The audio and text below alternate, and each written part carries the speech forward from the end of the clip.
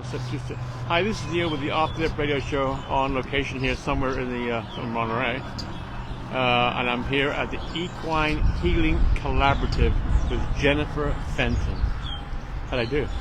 Very good. Thank you very much. I'm also here with Bocelli. Yes. Yeah, we can't forget Bocelli. But no, he's the star of the show. Yes. Yeah. So, do you want to tell me a little bit about the Equine Healing Collaborative and what you guys do here? Yeah, absolutely. So we are a equine therapeutic program. And when I say therapeutic program, what I mean is that we are staffed by licensed or licensed eligible marriage family therapists and clinical social workers. Okay. So we treat a wide variety of mental health conditions. So depression, anxiety, significant trauma or trauma-related symptoms. We do evaluations for safety and risk assessment. So we deal with individuals who might be addressing possibly suicidal or homicidal ideation. So the population that we work with and that we treat is in really high need. There's a high need for mental health services right now. Right. And so we've just decided to take a very, very different approach to how we administer those services. To get the cart before the horse, so to speak, what do you look for first? Do you look for a good therapist, or do you look for a good horse? Oh.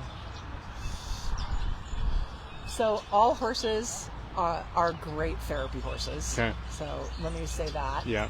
And then as far as that makes it easier then. You've eliminated 50% of the equation, right?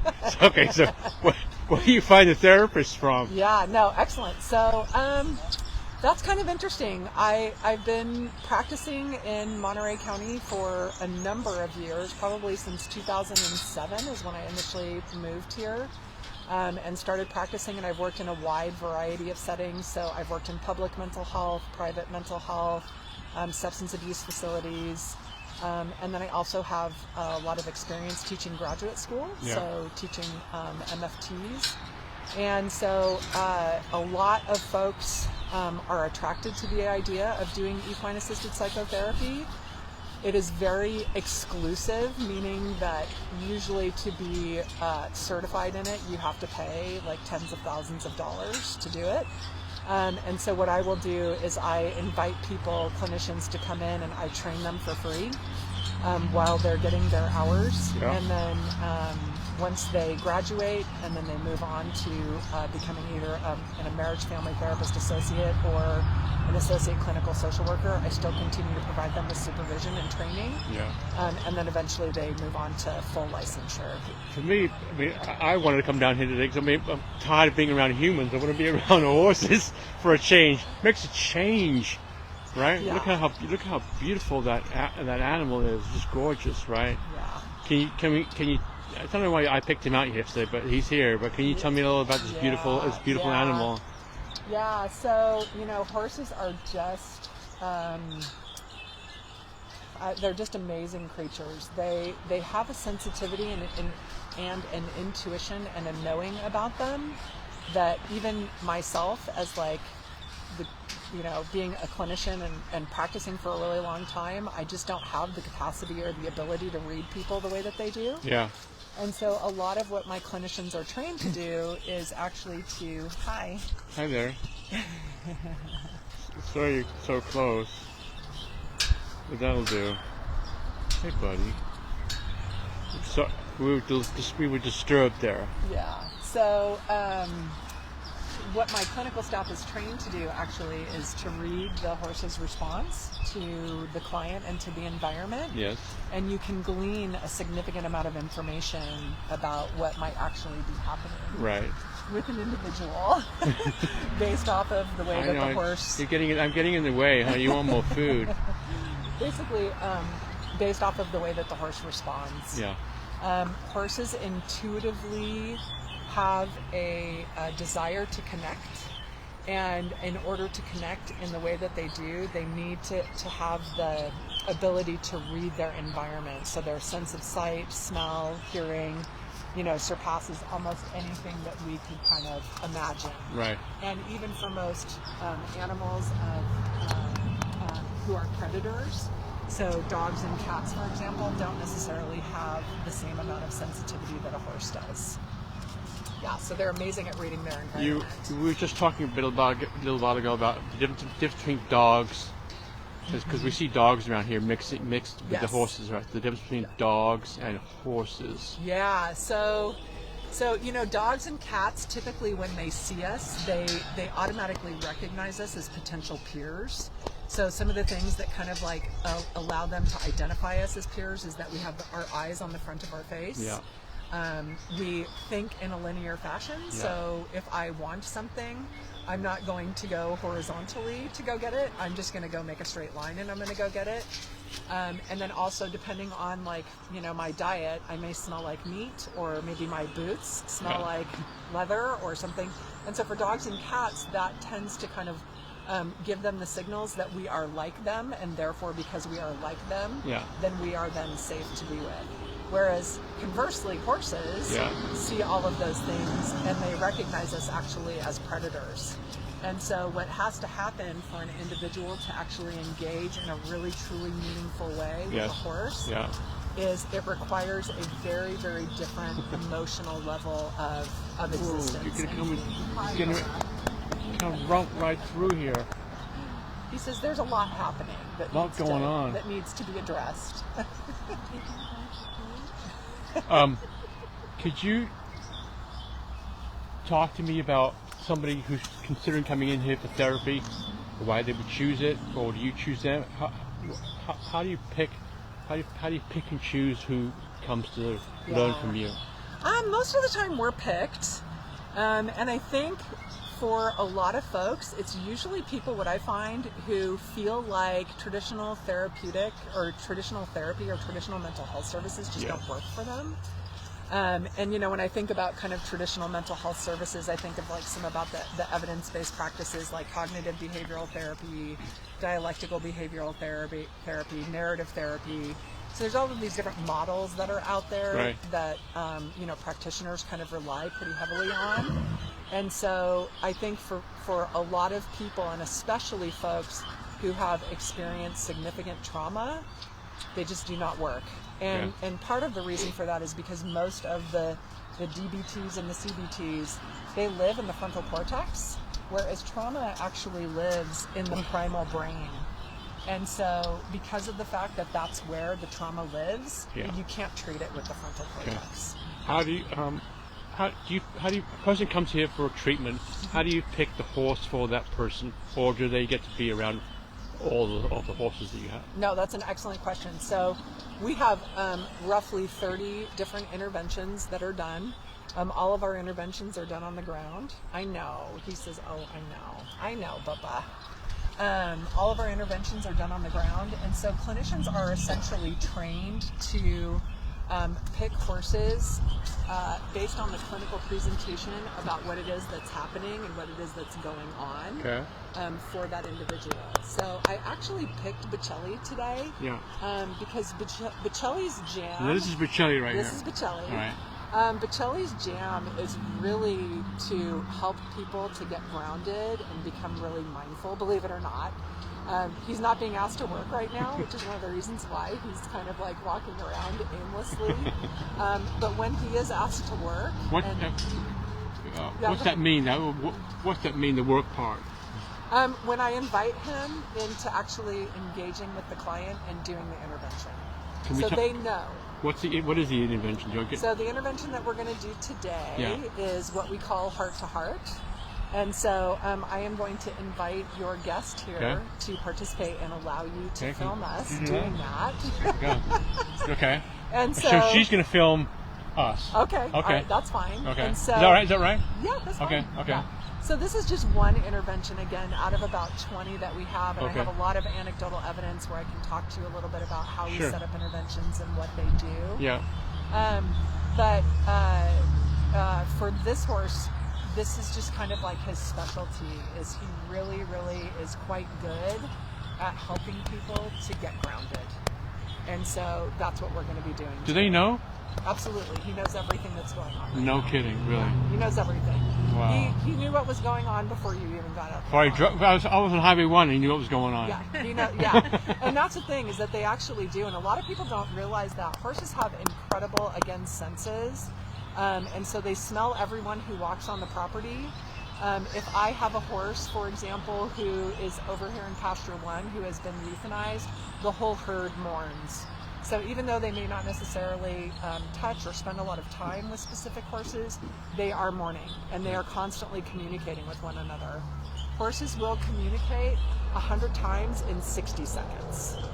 Yeah. 100 times in 60 seconds? 100 times with each other and with their environment in 60 seconds. Wow. 100 times. Wow. So every single body movement, every single turn of the head, every single turn of his ears, Right. his eye blinking, mouth moving, nostrils, anything that's happening with his body, those are all forms of communication. When were you first introduced to a horse? I actually used to ride. Yeah. As like for fun? Yeah, I actually used to ride competitively as a teenager. Jumping, or are you talking about Yep, jumping? Yep, yeah, I did hunter jumpers for a I used to number live of by years. I used to live by a world famous jumping, what do you call it, stadium in England. Okay. Started with, I can't remember the name of it. But it was a big thing because you had to climb. There was this stressful thing at the end, and the public were always up in awe about it. To have the horse climb this thing and jump off. Yeah. I have to remember the name of that place. Yeah. And I think, typically that's the way that people view horses, is as a utility. And that's the way I viewed horses, was as a utility. But before we had cars, and they were, right? Yeah, well, but even now. Yeah. Even now they are. But since doing this work, I can honestly say I will never, ever climb on a horse's back ever again. You won't? No. No. Whoa. I get so much more out of the relationship with them here than I would ever if I was up on their back. So you won't ride one at all? No. Because here is equality. Here is genuine reciprocity. Whereas if I'm riding a horse, I'm telling it that it needs to do things and that it needs to obey me. I mean, he's pretty cool. He's just hanging out, right? He's just. What's the communication between you and him right now? He's upset. He's pissed? Upset. No. He's not pissed. No. He's upset. No, horses don't get angry. Horses actually don't get angry. He's up. Why is he upset? Horses get worried. They do? Yes. Because I'm here with a camera and my friend's here, right? No, actually what he's actually most worried about is the fact that the majority of his friends are up there. Oh, he's having to hang And out. so he's down here, and that's one of the reasons why he continually inserts himself between us. Yeah. Is that he's seeking some sense of safety.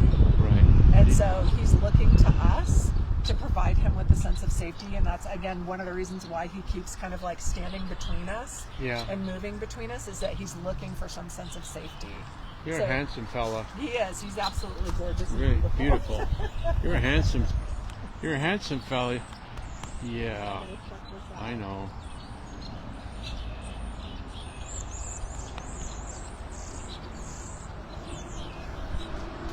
What do you think?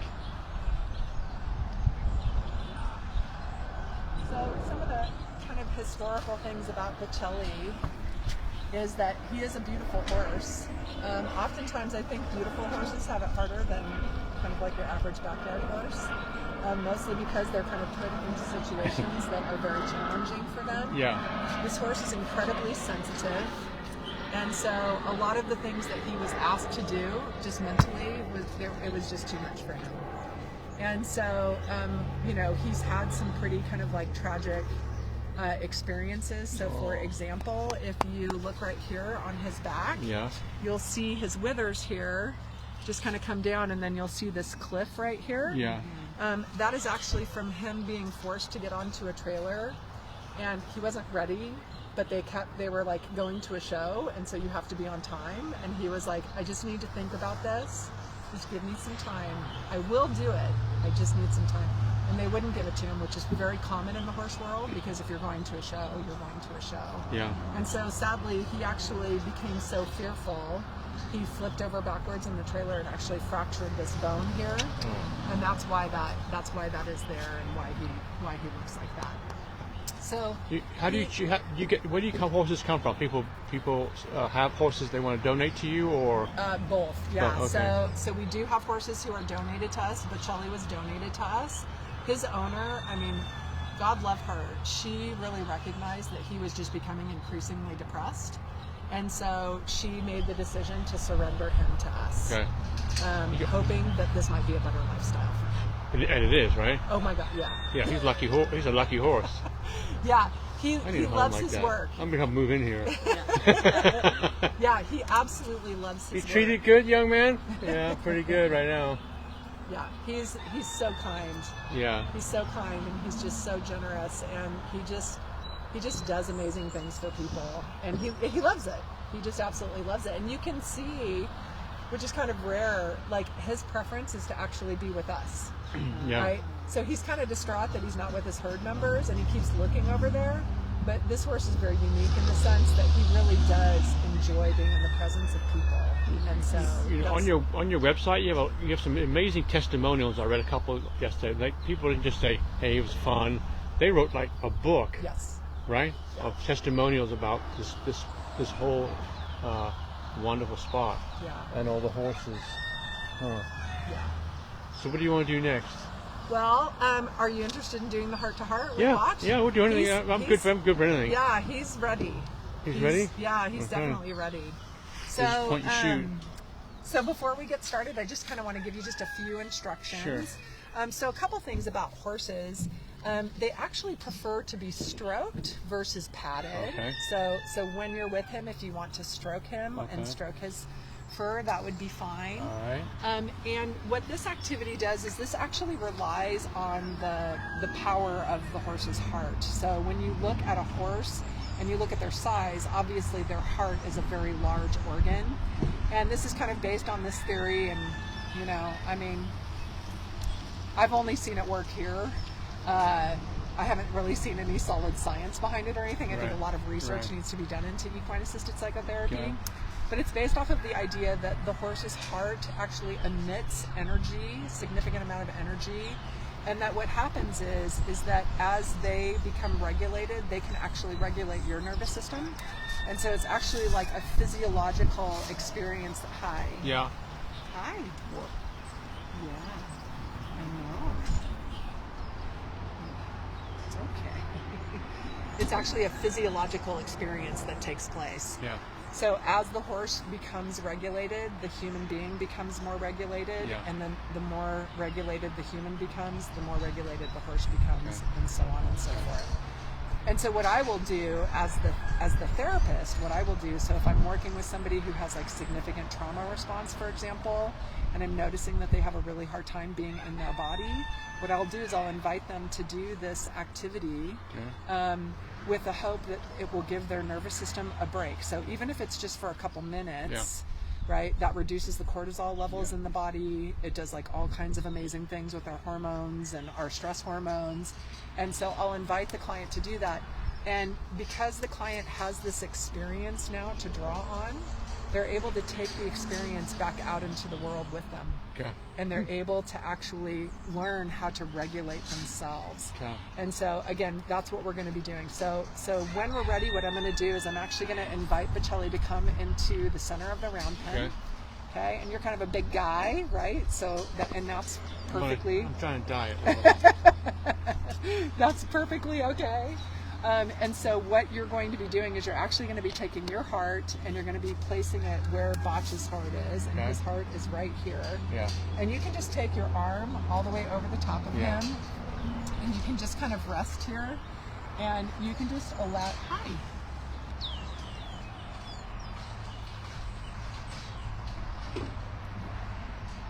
And so, do you see the difference there? Yeah. So I have a task to do. Yeah. He needs to talk to me, and I'm going to stop and I'm going to listen, because I want him to be present.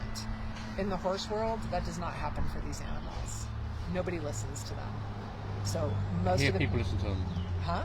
Here people listen to them. Absolutely. Well, the therapists have to, Okay. especially if they want to, do anything Right. of meaning with their Okay. client.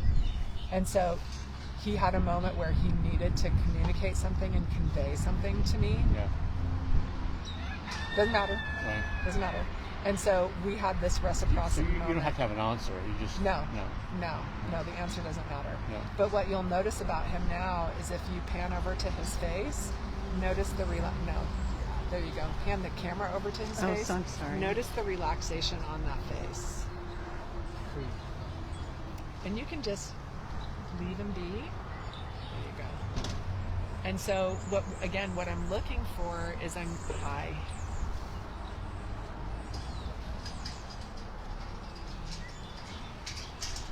And I'm going to let you just let him be, and let's just take a look at him and just watch him for a second.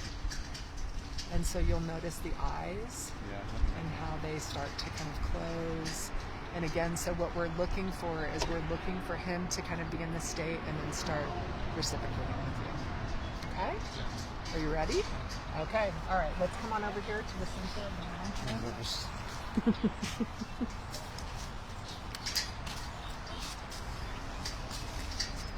And if you'll notice, this doesn't require a lot of pulling, pushing, demanding on the horse.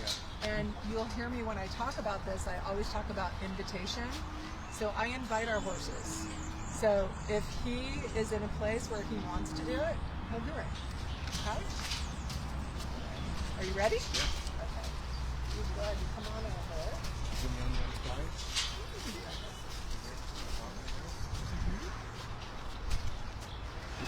And think about just making your knees soft. And if you want to take that other arm, just reach up here. And you can rest your head down too.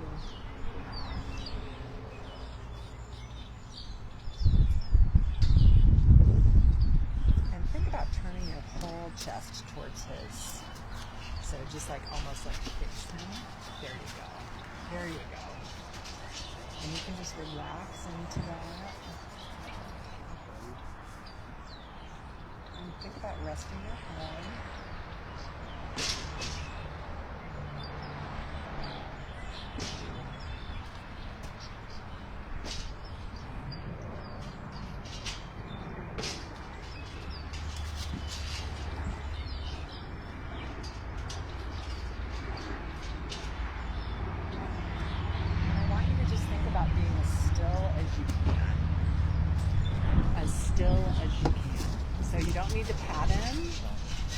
To hang on to him. Just be still. And take a nice deep breath in. You're holding your breath. And exhale. There you go. Good.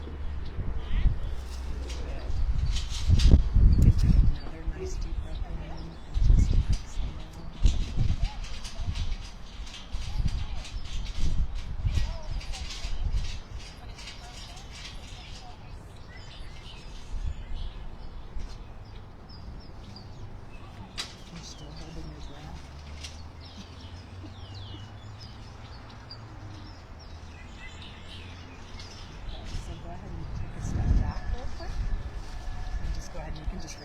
Just real quick. Okay, so I want you to go ahead and let's just take a nice cleansing breath. So like, just really. Okay. All right, you want to give it another shot? It's intimidating, yeah? Yeah. It is. It's intimidating. And typically when we're starting with people, we typically don't start with something like this, right? We typically start really small. We have miniature horses, and we typically will just kind of like work with clients around working with the minis before we get started with a big horse. Are you going to check on him?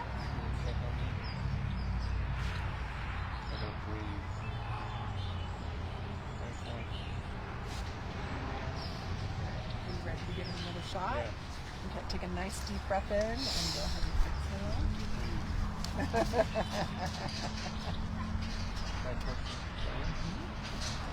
Just relax.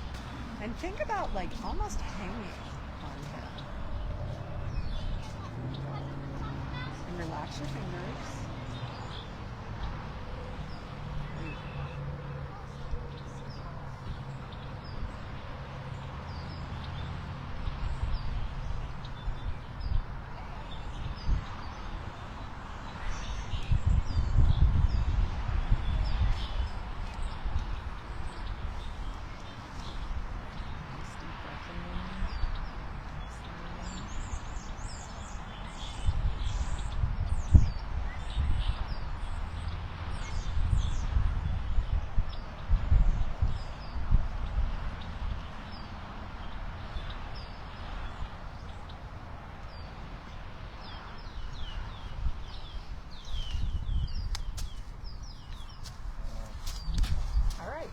How was that? It was wonderful. Tell me Big about smile it. on my face. What's that? Big smile on my face. Yeah. Tell me what it felt like. Just felt comfortable. Okay. So if you were my client, Yeah. and you're kind of talking to me about like this felt comfortable Well, to me. that now I think that's amazing. You know, this incredible animal, and he's just standing there. He kind of pushed himself into me a little bit, a couple times. Like, okay, let's hang out a little bit here. Yeah. See how it goes. Yes. Yeah. Amazing. Yeah. It is. And so if you were my client, some of the things that I might think about, kind of processing with you, and especially like if I were, say, for example, treating you for trauma, I might ask you to think about or identify areas where you have felt comfortable recently, or areas where maybe you have not felt so comfortable. I might kind of inquire and ask about like if there are times that you do feel comfortable, like what is around you in that moment. So is there like a person around you that makes you feel comfortable and safe? No. Okay. No, I'm telling you that if you were a client, that these might be some of the questions that I would ask. Yeah. Okay. And so what this does is it kind of like tears down all of the barriers from maybe me asking like direct questions, because like I already know that you're here for post-traumatic stress disorder, so I already have an idea about what's going on with you. But this kind of puts you in a space where we don't have to necessarily talk about that feeling, and you actually have the experience of that feeling of being comfortable. So I don't have to do anything to like get you there. No, he does the work. Yes, the horse already does the work for me. Yeah. And so then you're in this space where you actually have this experience, and then like I said, you get to take this with you.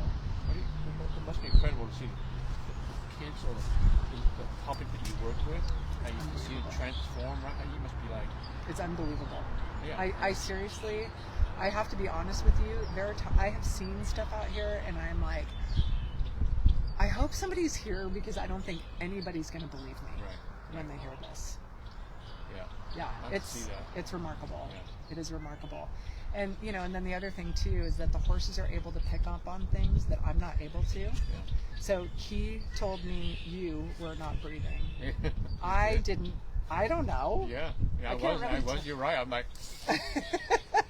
I haven't breathed in half an hour.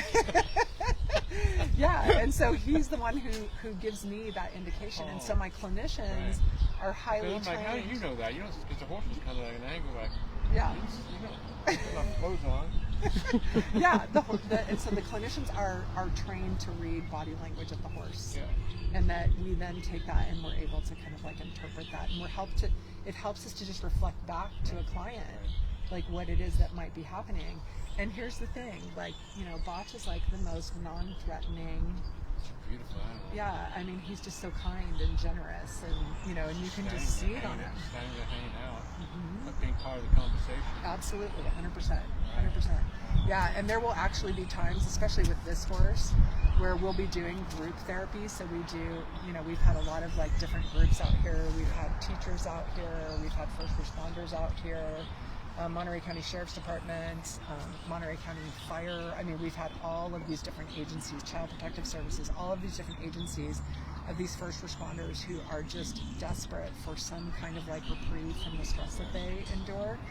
And so one of the things I love to do with this horse in particular is that we'll literally sit in a circle inside the round pen on the ground, and just sit kind of crisscross applesauce or however we're comfortable. And I love this guy because he will literally go up to every single person and kind of attend to them. And he'll go in, he'll check in with them, and then he actually will position his body in such a way where he will actually be part of the circle. And so even if we're just standing, he'll literally position his body so he's like standing as it is. In a more general picture, as I was driving down here, I knew it was, because I love horses, but I wasn't going to be around humans for a while. Thank goodness. In today's world, like, give me something else, please. Yeah. A horse. Yeah. Okay? And then there's more behind that, of course, but like, just the general picture, like, for a first responder or someone with post-traumatic stress disorder, just to be in the presence of this beautiful animal, it's just, page one is incredible. Yeah, it's amazing. Right? Hi. Well, I won't take up any more of your time. Oh, I could tell you more. That's fine. What was my question? I have a question. I could go on for hours. So you've got how many? Let's talk about how many locations you have, because people want to do this. They want to participate in this. Oh yeah, absolutely.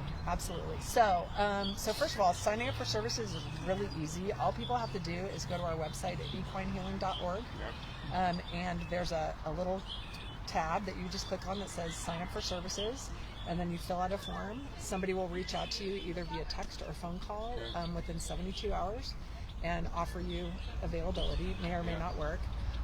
You can upload your insurance information, the age of the client, the name, a little bit about like what might be happening for somebody. And then somebody is scheduled an intake assessment. Can you I'm not gonna, I don't want names, not you're going to give names out, but can you tell me a couple, maybe one success story that kind of sticks out in your head? Oh yeah, absolutely, yeah. So on our logo is Nashville, who is that horse over there, that beautiful paint that's over there he's the black and white horse. Yeah. And Nashville is what we call a left brain introvert. And so what that means is that his personality is not like this horse at all. And he's just like really bummed that you happen to be standing between him and the blade of the grass. And he's just like, I don't know what to tell you. That's your problem. I don't know what to say. So he's kind of, he can be kind of a challenge to handle and kind of like a little bit of a turd. I was treating a client who was going to court to put away a perpetrator, so basically a pedophile. So this individual has like sexually abused several children from the ages of like 5 to 10. And this individual was, of course, terrified. They were very young, obviously. They were very young. And so the idea of testifying in court was absolutely terrifying to them. And so what I did was I had them come in here into the round pen. I grabbed Nashville, and I had them write down on index cards anybody who had ever hurt them. So I already know that they've been hurt. I already know. But anybody who had ever hurt them. And so they could write down names, or they could write down like a picture of them. They had the choice to either put those cards face down on Nashville, or they could have them facing up. And so all of the cards on him were facing down. So he had cards all over his barrel. And then of course there was one card that was placed right here that was face down. I knew who it was. I don't need them to tell me who it is. And so what I did was I invited her to lunge Nashville, which is essentially where you use like either a long stick or a lead rope to get the horse to move. And so I taught her how to do this, and so she was able to move him through transitions. So he would walk around the round pen, and then I had her trot him around the round pen, and then walk around the round pen, trot around the pen. So she's in the center of the arena here, and she's moving this animal who essentially symbolize all the people who have ever hurt her, including her perpetrator. Wow. And so when you think about like what that takes and like what happens to the body to be able to move the horse at all, it's quite remarkable, right? And so you have to really kind of like draw on like an inner strength to be able to do that. And so I taught her how to do that. I taught her how to turn him all the way around and get him to go the other direction. And the secret that I know about Nashville that not everybody knows about Nashville is that if you can successfully do those things with him, he will melt into you like a puppy dog. And he'll literally just follow you around with no halter on and just stay glued to you. And so as I'm working her through this, I then have her stand in the round pen completely and totally still. I have her drop her whip. I'm like, put it down. And Nashville turns to her, and he just comes straight towards her. And I said, go tell him thank you. And rub on his withers and tell him thank you. And I said, now I want you to just walk away from him. I just want you to walk from him. And so in the horse world, this is called joining, right? And Nashville will join pretty easily. And so she walked away from him, and he's following her around, and she's literally walking in here in a figure 8. So if you can imagine what's happening in her mind, is she's walking, this 1,200-pound terrifying animal who's kind of a jerk is following behind her, and she's deciding where this conversation is going to go. And so the symbolism that happens for people, I might as well have been in court with her on her shoulder telling her, say this now, do this now, da, da, da, da, da. And so when she testified in court, one of the things that she told me was that I just imagined myself in the round pen with Nashville when the defense attorney was doing cross-examination. Because of course they're going to do anything and everything that they can to basically defend their client. And you know, that individual was put away for life. And so, you know, that's just, I got a million of them. Well, thank Beautiful. you. Thank you so much for, we'll have to come out again. Yes. I didn't realize it was going to be this incredible, so. Yeah. Absolutely. Can I say one last thing? Of course you can. Okay, we are doing a fundraiser coming Okay. up here. We are doing a fundraiser. So one of the things that is happening for us is our landlords listed this property where we have been living for the last 2.5 years for sale, and we are going to buy it. And so we are doing our final fundraiser push. We actually have Girl with the Dogs coming from Niagara Falls. She's going to be coming down here. She's actually going to be grooming two of our dogs and then putting them on her YouTube channel. She has TikTok, YouTube, Instagram, Facebook. She's going to be posting those and then telling people about our organization and that we are raising funds right now. And then she and I are actually going to be grooming together out here one of our horses, Maximus. And so I'm going to teach her how to groom. Well, I'm excited. I'm going to put it out everywhere I've got. So. Excellent. Yeah. Thank you. Get you some buddy. Yeah, thank you. That's Bye-bye. great. That's great. Thank you. Beautiful. Bum, bum, bum.